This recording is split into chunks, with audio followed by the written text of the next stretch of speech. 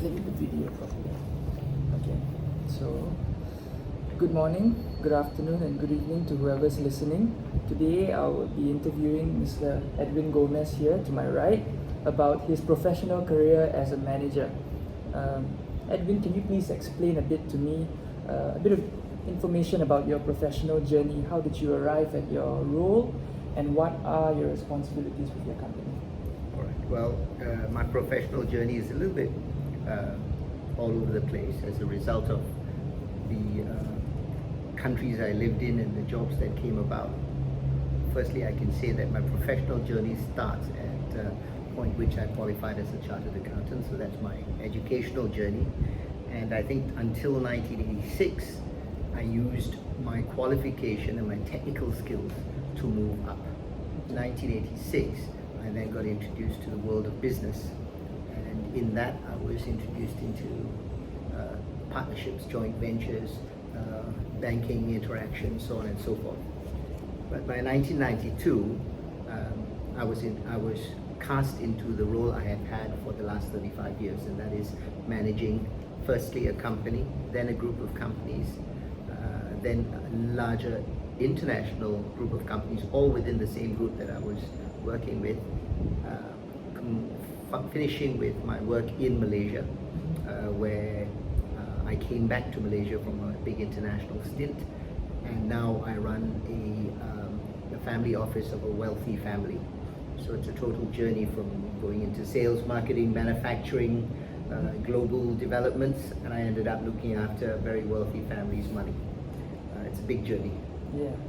Could we pay attention a bit more to your qualifications? Do you mind explaining what qualifications you have? Well, primarily I'm a chartered accountant, but I think the training of a chartered accountant is very different from others because you go through some tertiary education, but really the crux of your education is in the training on the job, which is a 5-year program as a chartered accountant. I did that in London.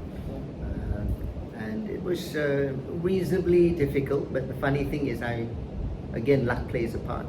I happened to find an industry or a vocation that seemed to fit the way my brain thought. And therefore, the idea of financial analysis, accounting, came quite naturally to me for a person who didn't necessarily have top grades in school, which is why I lived the program that I don't believe that top grades are the only thing. Yeah. If you find your vocation, you may not be the top student, but you'll get a good result. Yeah. Moving on to the next question. Could you briefly describe a bit the industry that your company, you mentioned, is now working for a very wealthy family? Could you please describe this organization, its size, and the core business activities it focuses on? Okay. Now, which is very different, I think, from my years of experience, what I do now is I act pretty much as a trusted lieutenant to extremely wealthy family. Definition of extremely wealthy, perhaps a touch under $1 billion.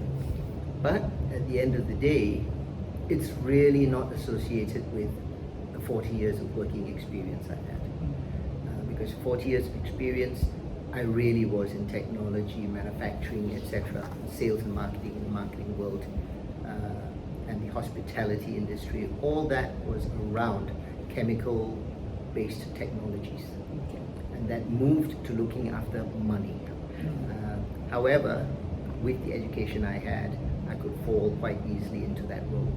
So principally what we have is we have a large financial pot. The idea is to make sure that that pot doesn't shrink but expands, and not only in terms of the dollar value, but in terms of its real purchasing power. The biggest thing about looking after wealthy families is they usually come from a history of generations. Generations think differently, they need different things, and as the generation leaves and the new generation comes, aspirations are totally different, so you've got to be very adaptive. So would you say this is more of a consulting role as well? No, I'm the group CEO, so I'm not in a consulting role. And it is a full-time job because you're looking at daily returns, but you're looking at long-term goals. So you've got to match the two together, and you've got to make sure that at the end of the day, the owning party is satisfied, which is very much the same way as being CEO of a company that makes widgets or makes telephones or whatever it is. Yeah. It's the same thing. Okay. So now, moving into more of what I have learned, my syllabus, and what this assignment is supposed to be about. We're going to talk about your leadership styles. So you can talk about throughout your professional career and currently where we are at.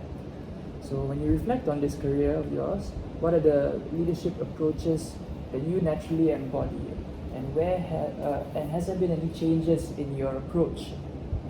And if so, what has caused this change? What led you to adapt to today's society? I think my leadership style first started by virtue of the fact that I was lucky enough to become, from being a manager at a bank, I became a general manager of an operating company.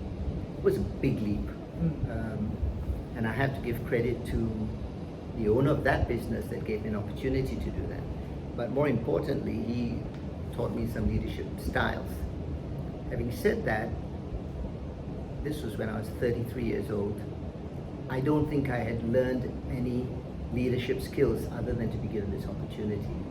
So at the start, it was very difficult, I think. I had to think, how am I going to do this by myself? And I was thrown from an Australian environment where I worked for a large company into a Singapore environment where I took over the running of the Asian business of this Australian group, and it was bleeding. And being as young as I was at 33, 34 years old, I was on my own. So it was a survival instinct that got me thinking, well, if I don't turn this around, I'm an Australian permanent resident in Singapore and I might be without a job. Yeah. And when you have scenarios like that, you think quicker. So the opportunity to create my leadership skill. But what is my leadership skill now compared to what it was then? Totally different.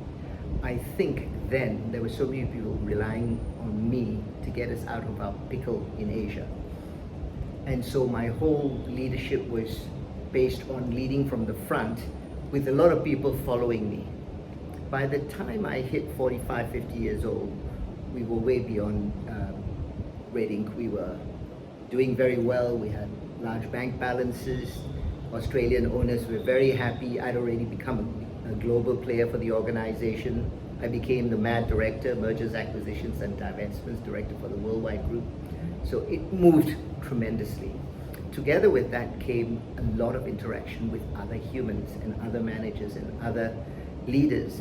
And that's where you can absorb a lot of different styles. And it's through, rather than telling people what they should hear, is listening to people and then absorbing what you need to absorb to move things forward. And very often it's challenges and difficulties that make you a better manager if you use it the right way. Many people live and die, even as CEOs, in the head of a supervisor. You've got to stop being a supervisor to be a good leader. And so then how do you encourage people? How do you make people feel good to come to work? How do you find the right people to sit in the right slots and then make them work hard in the way that your organization needs to achieve its aims? I think that's going to be the biggest part of any leader's aims, rather than to say, look, you guys, if you go here, you'll get it right. It's they will tell you, you will have the nose to understand that they are talking the logical step towards success and then giving them all the support. And that's what I do more now.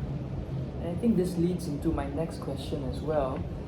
I pay attention particularly to two styles, transactional and transformational. Transactional being very authoritarian, you have a legitimate authority over others and in terms of goals and outcomes and stuff like that, whereas transactional is a bit more of a motivational figure in a team, in a group of people.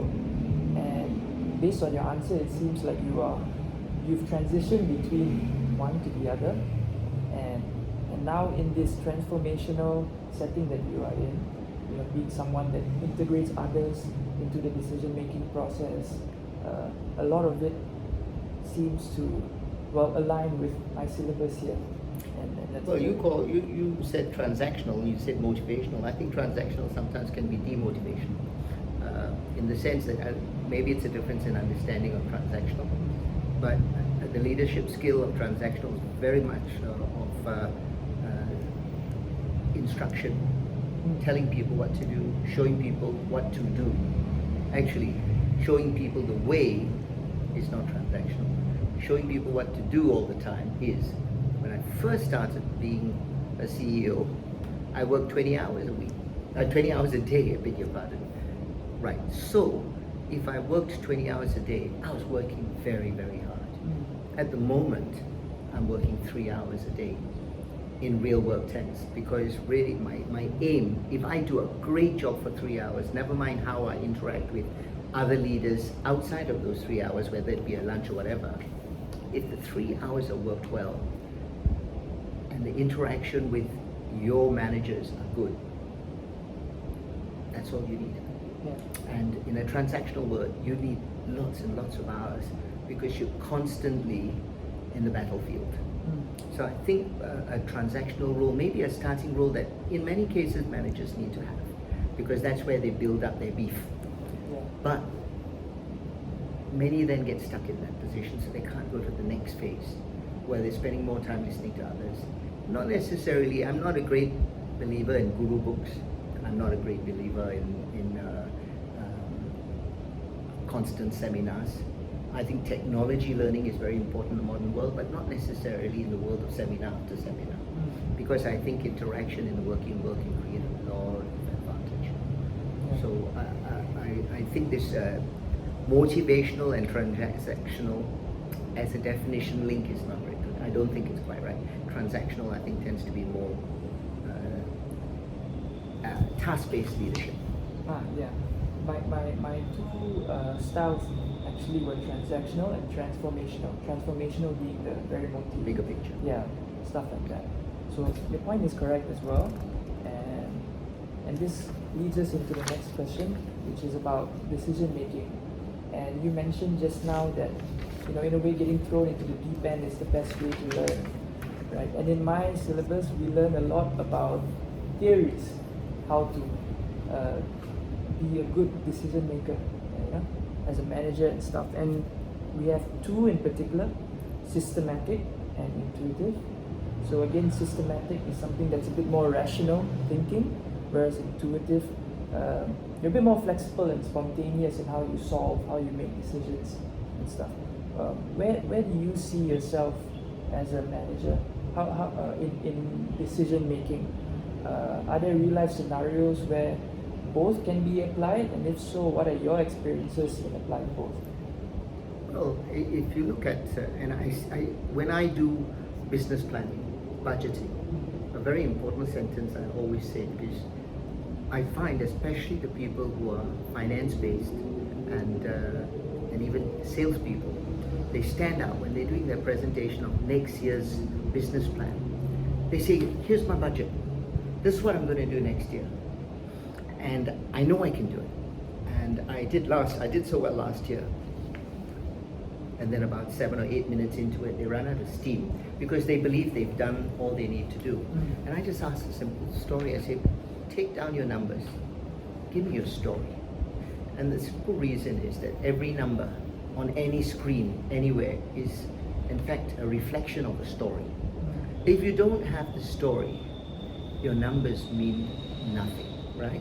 So if you look at a building block to business, the same thing applies if you have a very good foundation, the amazing ability to get to the peak. If you don't have the right foundation, you're going to have enough slips and you don't have a good pole to climb because it's not properly anchored. So the same thing applies here, I think. If you look at a scenario that you live in where you don't have an understanding of theories, systematic approaches, alternative but well thought through approaches, how are you going to be intuitive? Intuitive by nature comes from a significant amount of experience, and I'm not talking about age experience, I'm talking about activity experience, right? Failure.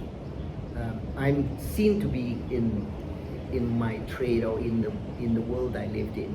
One of the things I cut my teeth on and became well regarded. It's not so much in terms of what chemicals we sold, but the owners of both my businesses loved to throw me into negotiatory positions because at first I wanted to win everything because that's it, that's transactional.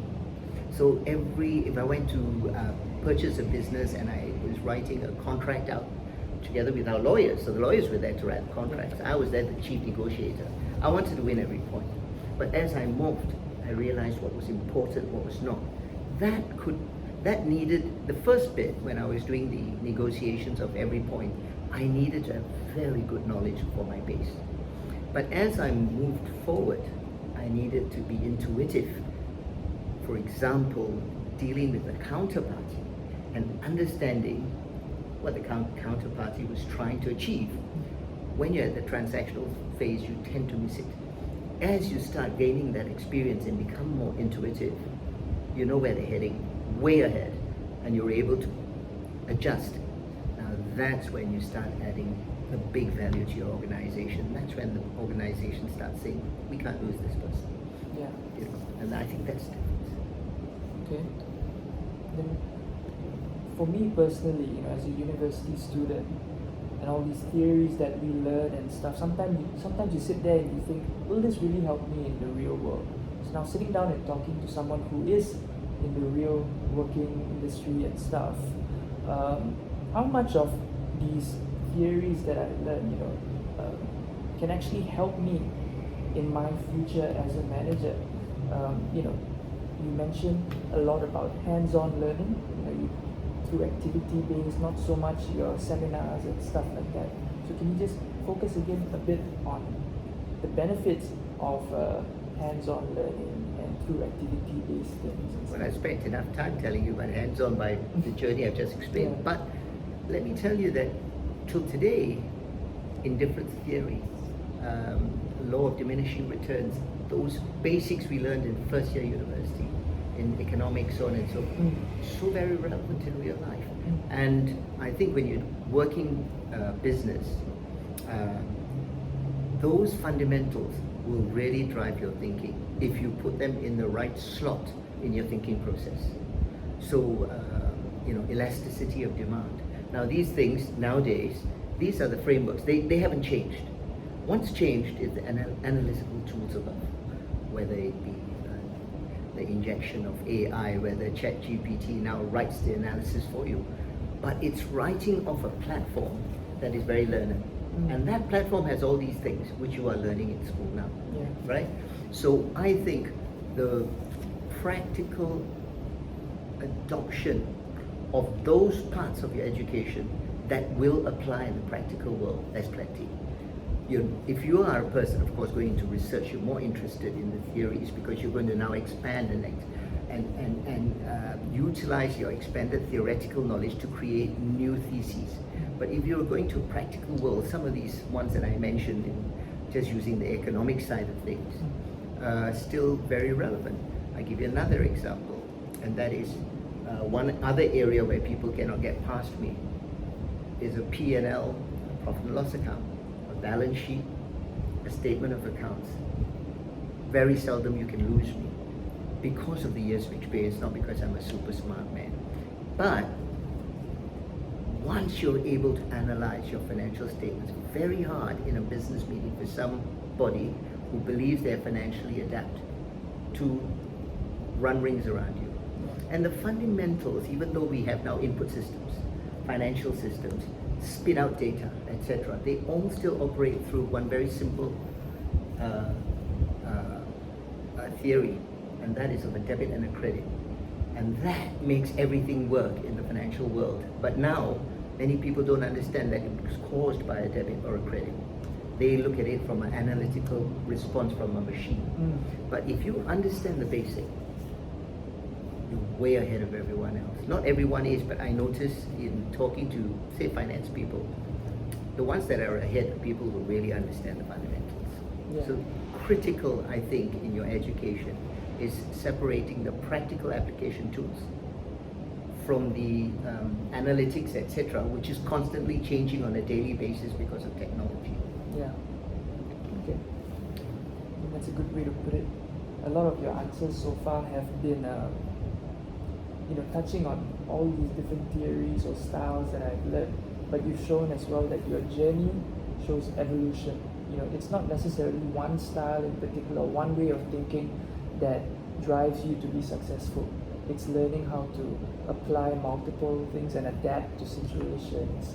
And like when you mention all these theories that I do learn or whatever you learn from the books, that's your foundation that you build off of. And then what comes next, you have to have these things at the back of your mind, at the top of your head, sorry, in order to be ahead of everyone else. And on the topic of my syllabus and my unit in management, it teaches us the PESTEL framework, which touches on political, economic, social, technological, legal, and environmental. However, we're just going to talk about social and environmental today. So, as I briefly explained to you just now, what are the social aspects of society that your organization operates under to maintain a give and receive dynamic between the organization and the consumers? Likewise, in terms of environmental, what is your company's responsibility in sustaining the environment? And what are the challenges that you guys face in order to preserve that responsibility? Well, the first thing I have to say is that the bigger the company is, and especially the difference between a private organization and a public organization, massive difference. And if you now go, just find yourself any financial statements of a listed company, you will find that many of them now separate their annual report from their financial report. And the reason they do that is because their annual report covers so much more than what they would have covered 10 years ago, which was highly financial. And now it's highly based on impact. And within impact, if you look at a 50-page document, 35 pages are on, some of them call it ESG, some of them call it this. Believe me, there's so many acronyms are being used at the moment, right? But the bottom line is about social responsibility, whether it be environmental, people treatment, whatever it is, or just pure philanthropy. So I think that's in a listed environment, in a public environment. In a private environment, you can sometimes hide behind the lack of transparency to the world, because the transparency is to the owner's expectations. I work for a very rich family, owner's expectations. The world outside, I don't owe it anything, right? But at the end of the day, you're working with people, even though mine is now a small group because we're playing with money. Nonetheless, human interaction is the crux of any organization's strength. Unless even if, say, we are going to do drain sweeping as our main business, but techniques, people's enjoyment in a tough environment, etc., will make the organization stronger. Yeah. So then comes the need for us to look at it from that perspective.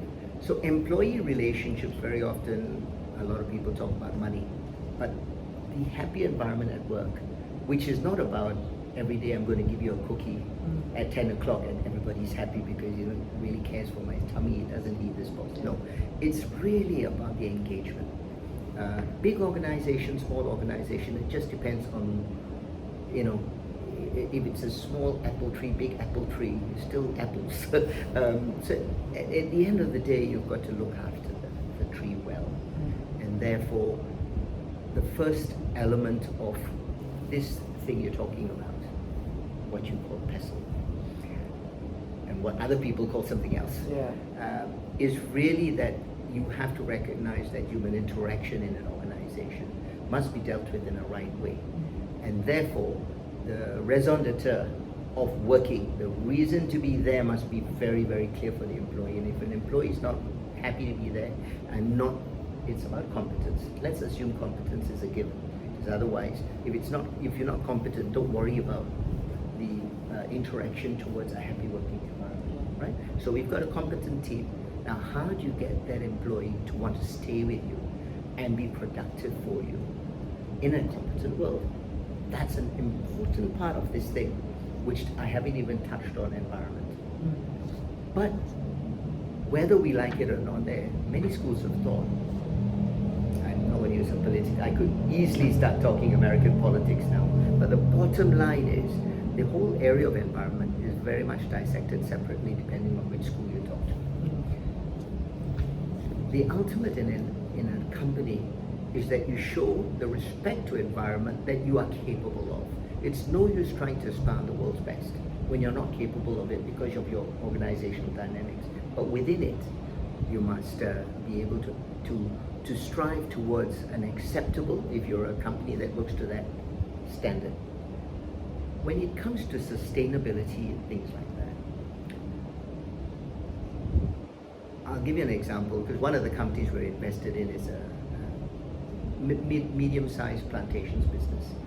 Sustainability in a plantations business covers many angles. It may be the trees, it may be the palm oil, all that sort of stuff. That's one part of it. The bushels, so how you deal with it, how you rechannel the oil palm trunks, all that stuff. But you also have the people who pluck.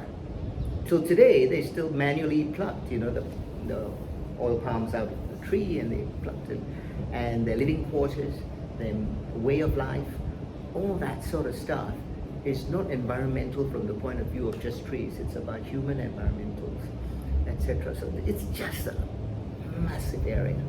So I think you've got to work out which of those. It's such a big topic in your pestle that I don't think one person can accept the generalisms of it. Yeah. But you've got to then dig into what matters to you if you are to have impact.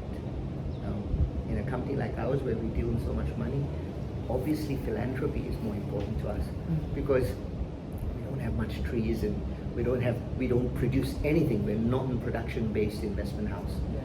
So we can decide that we will only invest in ethical business. I think those are all almost basic these days. Yeah. But something along the lines of philanthropy has to dig into an owner's personality, right? And by nature, I may say on screen, by nature, very many rich houses are stingy. And to get them to unlock the brain set is not easy. So if I succeed in getting, I'm not talking about my company because we've got some philanthropy working, and in the 5 years that I've been with this group, I think there's been a massive growth in philanthropy from zero. Now we're running pestas and all that stuff, all for less fortunate people. But still a drop in the ocean. But it's the impact we can make. And so I think it's a topic you've got to really, really zoom in on how impact in your pestle can create a result without worrying about the whole spectrum of pestle. It's just too hard, too big. This pestle framework basically kind of sums up roughly the really essential areas in any industry and stuff like that. So if you want to talk about this more specifically, I suppose my questions too have to be very specific. Yeah, it's a huge question. Yeah, I understand that. But overall, when you mention about the dynamics or keeping people satisfied, those that work for you, assuming that all are competent, or the ethical side of things when you relate it to the companies you invested and stuff like that, I think that also gives me an answer of how you, as in your role, how do you operate, leaning more towards this side, to preserve this idea that other people matter, and that's the only way to move forward is to be inclusive of other people as well and keep them happy, you would say. Well, you started your sentence by saying people who work for you. That in itself is flawed. nobody works for me. Hell of a lot of people work with me. We all work for the organization. True. So I think therein lies an attitude. We're sitting here in my apartment. I'm the chairman of this what we call a management committee here. Everywhere you walk, there's this, if there's something that's stated for all residents to know, it's signed by this guy called the chairman. And I walk around the place and people say, "Hello, Mr. Chairman." "Oh, my name's Edwin." So I think therein lies in itself people's attitudes. We used to use in the 90s, which we would never use now, people like, "He's my first report." We thought we were being very progressive when we said that. What's that all about? So how do you create a scenario where I can be your group CEO, but I'm working with you as a concept, and still retain the organizational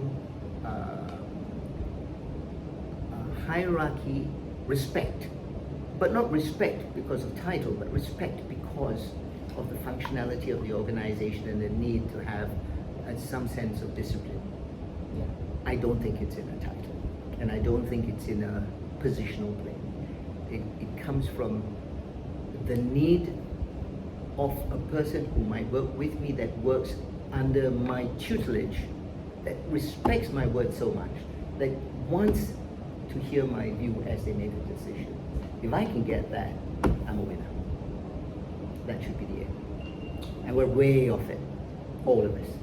We're way off it. But I think that's more the point. We keep talking about equality in all formats. And we're trying to create this flat world that everybody is equal, but equal in anything and everything they wish to do. To me, that's folly and a recipe for disaster. Right? Yeah, I agree with that. We can talk more of that off camera. Okay. Now, my last question, which I'm not too sure if it's still relevant, considering the great answers that you've given me. But once again, just to touch on leadership and decision making and stuff. From what I understood from your answers, over time there's been a lot of change in the way you dealt with things. From feeling very alone, and how do you then associate other people that you interact with? How do you include them in the decision making process? And how do you get someone to respect your word, like what you mentioned, in order to move forward together? So considering this trend of change and what things were like before and what things are like now, moving forward, how do you see this trend of change? Does it reassure you of your future responsibilities in your career? Well, I have to say, in view of where I am in my career at the moment, I never think about my career anymore. Because I think I thought about my career when I was 40. Now I think about my impact. And I think that's more important. So sometimes I might step on eggshells because I'm not thinking enough about my career. If I think about my career, I might not say what I think because I don't want to lose my job or don't want to lose my positioning. So I think career doesn't matter so much, but I think in the area of impact, I do often enough say to somebody who reports to me, and I will say, is it your decision or is it my decision? So when you come into my room, I'm basically saying, are you coming for guidance or are you coming for a decision that is going to impact how I impact the organization? Now, if it's going to impact the organization through me, then I maybe have a decision to make.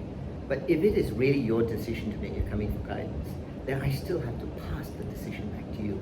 So I'll tell you all I think about what I think, but then I give you the decision to make. And after you've made the decision, you come back to me because you happen to be reporting to me. You might get a blast of, this is a silly idea. But I still have to give you the chance to make the decision. So I think the area is more of is there hope in this world? For sure. Is there a need for me to change, to accept that hope is seen in a different sphere? I think that's a more important thing, which is why people like us eventually start looking at retirement, because we can't keep up. Yeah. Our brains might be great, but then the technology, the whole movement. Youthful thinking is very different. We absorb as much as we can. I like to think I'm a modern thinker, but I still have creaky balls.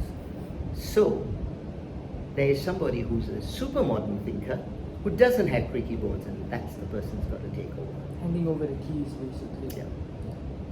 So, in this latter stage of your career, handing over the keys and overviewing your career, the impact that you've had, and how it affects other people now who are stepping into similar roles that you are taking, I assume that you must be very proud as well to be able to hand down this knowledge that you've gained. And do you see them applying what you teach, what you guide them with?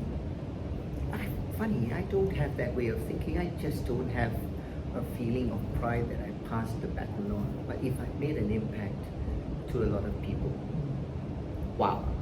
But when I leave, for all it's worth, something I've learned, I've only had 4 or 5 jobs in my whole life, and literally they were long tenures. But I remember when I left Singapore, it's an organization that I thought I was going to retire from. I came back to Malaysia and started working again. But at that point in time, I remember crossing the causeway with all my belongings, coming back to Malaysia, and I never looked back. And not even for, I think pretty much when I crossed the crossing, that was it. I was in Malaysia and it was a new chapter, and I never looked back. And I have some small number of friends, but I would say that the working environment is transient.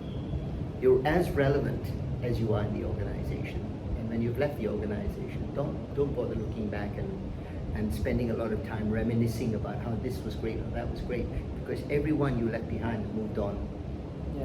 And they may say some wonderful things about you, but it's almost irrelevant.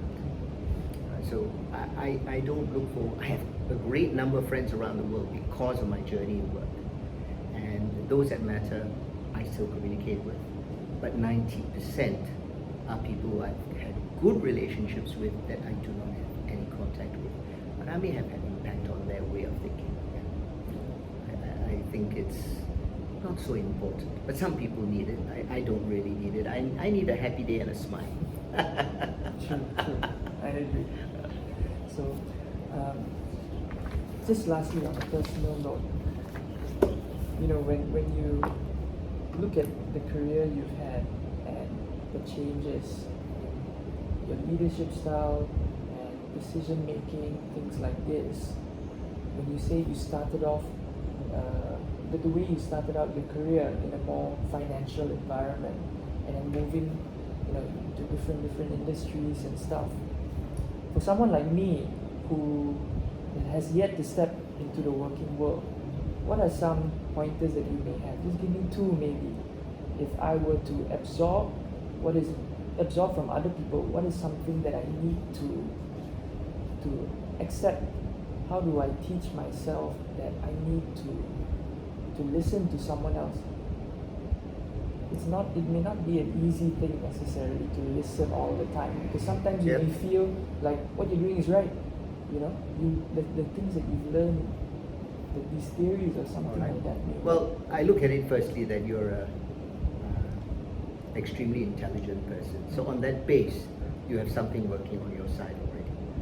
Then I look at the other elements that need to help you progress. One is daring. So daring and silliness don't work. Daring peppered by the disciplines of good behavior, a very strong ethical approach to life, not just work. Those are fundamentals that will help you progress. Don't rush, because if you've got those in place, you will be recognized. If you're recognized and you do make mistakes, but those mistakes make you better, then you're on your journey. Because again, it comes down to the building block is there. Sometimes the rush is what gets you into a pit. But having said that, ambition is a rush. So it's a conflict. So how do you make that work together? And of course, don't forget luck.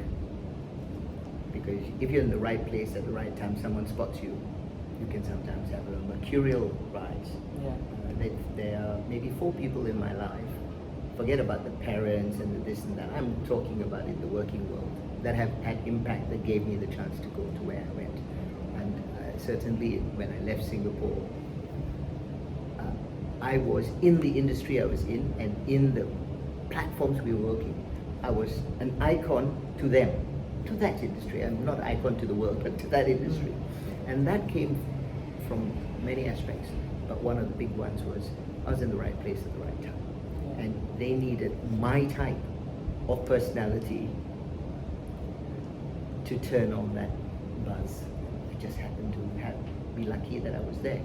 I used it right, and I accordingly got the benefit. So I think don't rush, but have the ambition that you have a sort of rush. You can't sit back. In this world, you just can't sit back. I think your answer pretty much sums up you as a manager, your experience, and where I need to be in the future in order. Oh, and much more. And much more, hopefully.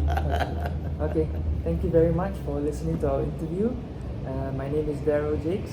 This is Edwin Gomez, who has given me consent to record him and his answers. And thank you very much for listening again. Goodbye. Okay. That's